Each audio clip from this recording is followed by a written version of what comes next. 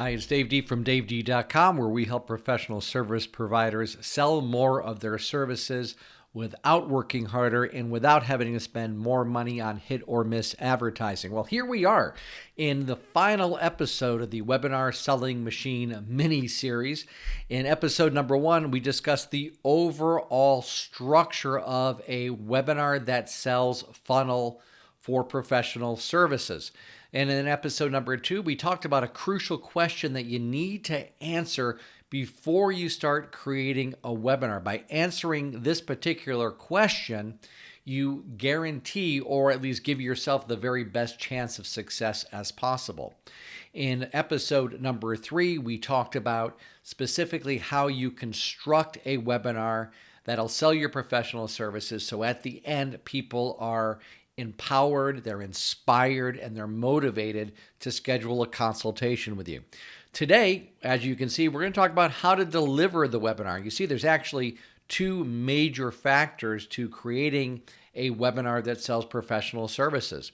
The first is the actual content in the slides, but the second is how you deliver that, how you keep your audience engaged in your presentation, even if you're not a professional speaker. So I want to start by dispelling a big misconception or a myth. And that's that you have to be like Tony Robbins. Now, I'm a big Tony Robbins fan, so the circle with the X is not any indication that I don't like Tony. It's just that people will see Tony, or they'll see me speak, or they'll see another professional speaker, and they immediately say, well, I could never do that. And the fact is, you don't have to be like anyone else. You don't have to be like Tony. You don't have to be like a professional speaker. You can just be you. And let me give you the 3 keys to your success.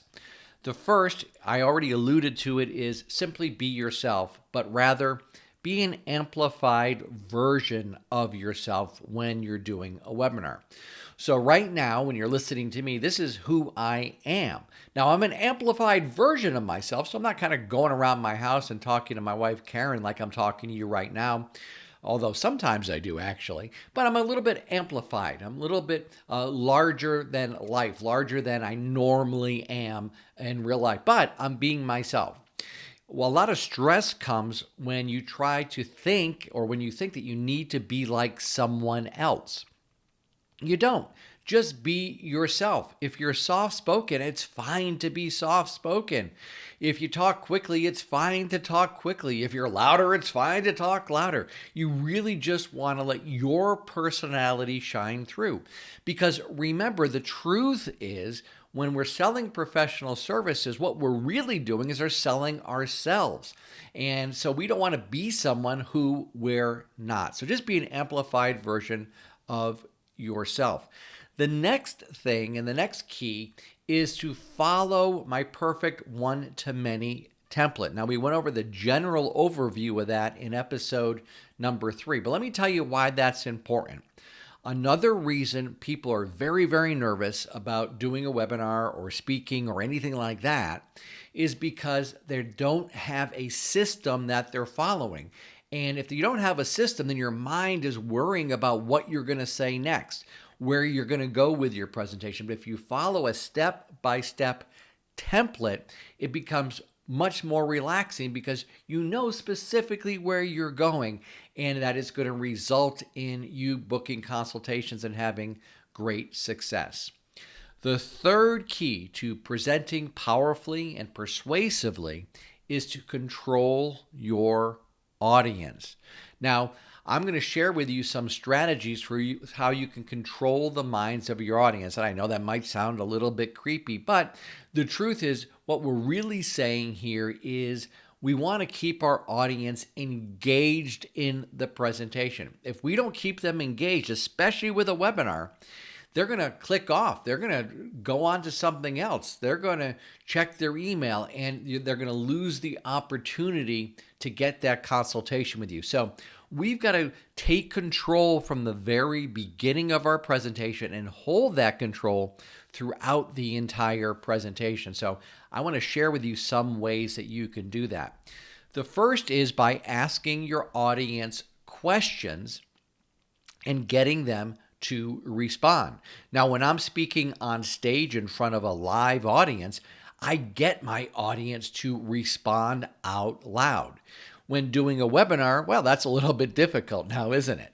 But you can still get them to respond. So, for example, during my webinar, if I want them to agree with something, I'll say, hey, type the letter Y into the chat box, or type yes with exclamation points into the chat box.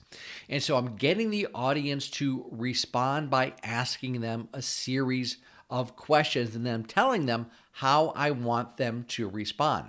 What this does is, number one, as I mentioned, it keeps your audience engaged in the webinar. So they're not just passively sitting back watching it, they're actually participating in it. And the second thing, well, I'll tell you what the second thing is in a minute, because it's really, really a powerful concept. The next thing is to get them to do physical action. Now, again, when I'm speaking on stage, I'll have the audience literally raise their hands, stand up, do all different kinds of things. If you've ever seen me speak, you'll be amazed at what I can get the audience to do physically. Again, difficult to get someone to raise their hand when they are watching a webinar. So what can we do? How can we get them physically involved in our presentation? Well, the first thing that we can do is have them write things down. One of the best tips I can give you is to have a handout that you give to your audience, to the registrants before the actual webinar. Then you instruct them to print it out, because then you could say, write this down. Well, in order for them to write it down, guess what? They've got to pick up a pen and they've got to do something physical. Again, you could also have a poll. So a lot of webinar software, Zoom and a lot of them, have polling that you can do. So you can tell someone to go complete the poll. Well, how are they going to complete the poll? Well, they need to use their hands. So any way that you can get the audience moving, and most importantly, doing what you ask them to do when you ask them to do it, the better your results are going to be at the end. Because there's a phenomena called compliance. And here is how it works. If you can get your audience to follow along with you throughout the entire presentation, not just at the beginning, but throughout the entire presentation, and do what you ask them to do. So when you say, hey, type yes into the chat box, answer this poll, write this down, what is happening is they are complying with you. And in the beginning, it can just be little tiny things that they're doing, right? Hey, just type the letter Y into the chat box. And then it can get more and more progressively greater, and you can have them do more and more things. Well, by doing that, what's happening is they're following you, they're listening to you, they're complying with what you're asking them to do. And then at the end of the presentation, well, what happens is when you tell them to go and schedule a consultation, since they've been complying with you throughout your entire webinar, a greater percentage of people will do exactly that. Now, some of you might be thinking, well, wait a minute, that sounds kind of manipulative. And I guess it can be, but one of my favorite sayings is that the difference between manipulation and persuasion is intent. So if your intent is to get people to do something that is going to not help them, that's not going to get them the result that they desire, well, then that's obviously total manipulation.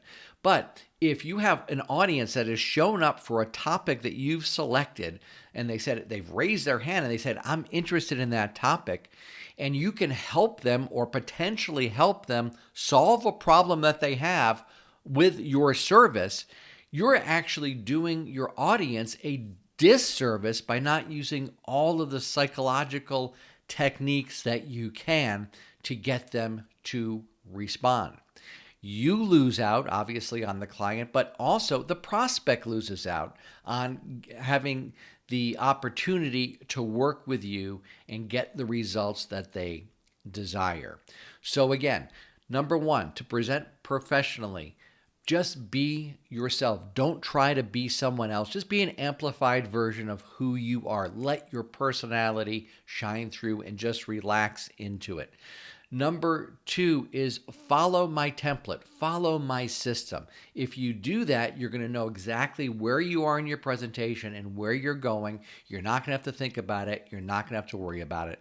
And then the third piece is make sure that you use strategies to engage your audience, control your audience throughout your presentation.